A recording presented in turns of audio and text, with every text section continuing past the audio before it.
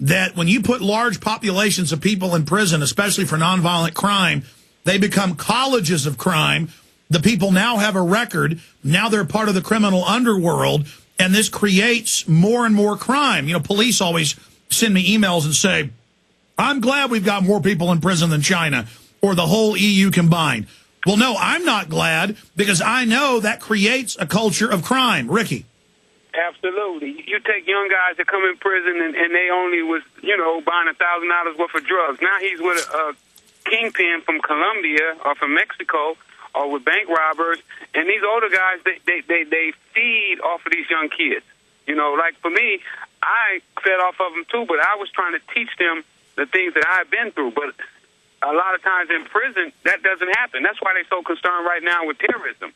Because they know that they give these young kids so much time, Alex. You know, you give a kid 18, 19 years old, 20 years in prison, he's going to be bitter.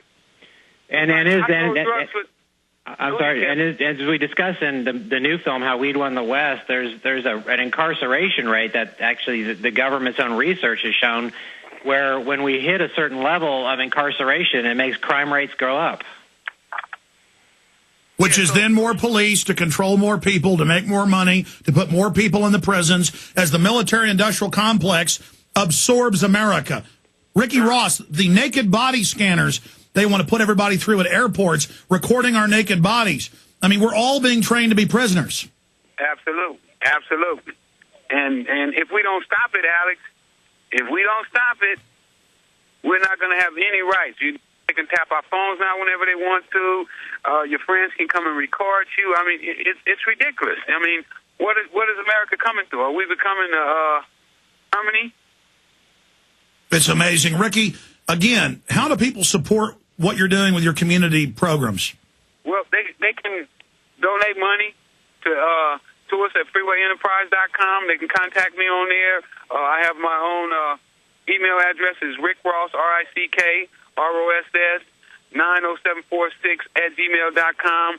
I definitely need help because I'm trying to start programs here in South Central for the kids. I also need help with my traveling. You know, right now I'm putting it out of my check. You know, when I go around the country speaking to kids in different schools.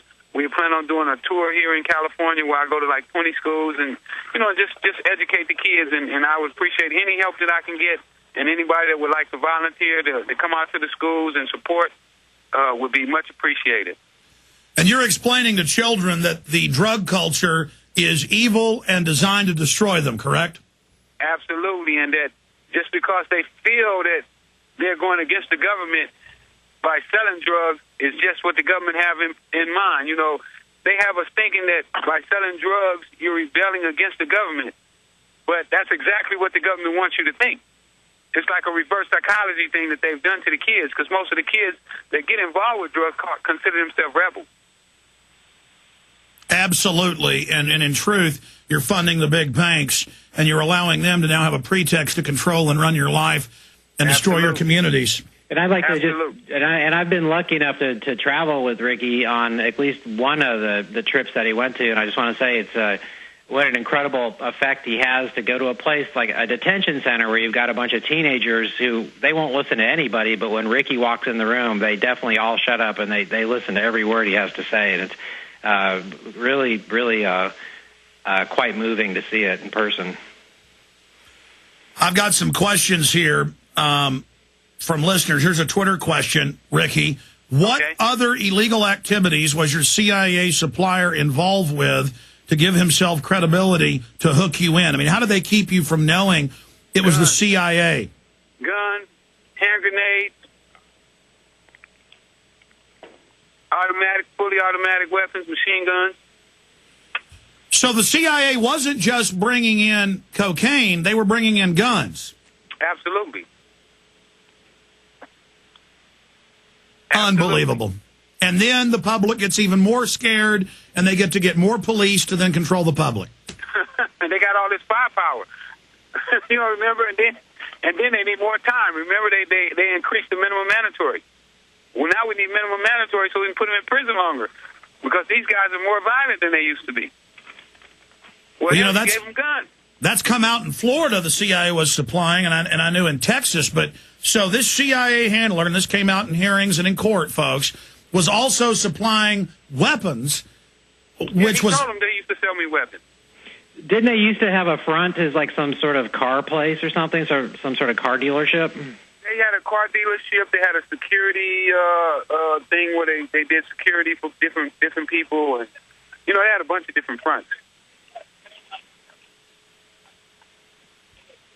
Ricky, so this whole time you were working for them, they kept it secret that they were CIA, or did you ever hear that, or did you ever wonder? No, I never knew. I never had a clue. Only thing that I knew, Alex, is that they were fighting a war in their country. I did know that. I knew that much about it. That's what they had told me many times. That's why they stole drugs. Oh, so they admitted to you that they were funding a war in their country? Right. They admitted that. Now, where the war was at, I didn't know that. I didn't know anything about Nicaragua. I knew nothing about Contras, nor the CIA at that time. Did you know how they were getting the drugs into Southern California? Nope. They wouldn't tell me that. Well, he was a racist and a bigot, too. Really? Oh, yeah. Yeah, Gary found a tape that they had where he said, just like you said, give it to the end, nobody cares what happens to him. Yeah, I think there's that soundbite of him actually in American Drug War where he says, I hate the ends, but they deal in cash, so let's use them. That's exactly what I think you hit it right on the head, Kevin. Mm-hmm. And again, folks, you can get American Drug War and How the Weed Won the West at Infowars.com. This film is out. You can get it half price when you order How Weed Won the West, which comes out in 12 days at Infowars.com. I'm sorry, go ahead. And Alex, guess what? The courts wouldn't let us play that tape to the jury. They let this guy testify against me and said that tape had absolutely nothing to do with his testimony. Him saying we're dealing drugs to the N-words. Right. And don't nobody care about him. And that he didn't like him. Because I never heard the tape because the judge wouldn't let us play the tape in court. Well, for 150 years, it's been on record that the prostitution, the gambling, the drug dealing is allowed in the poor areas, especially the black areas. We'll be right back.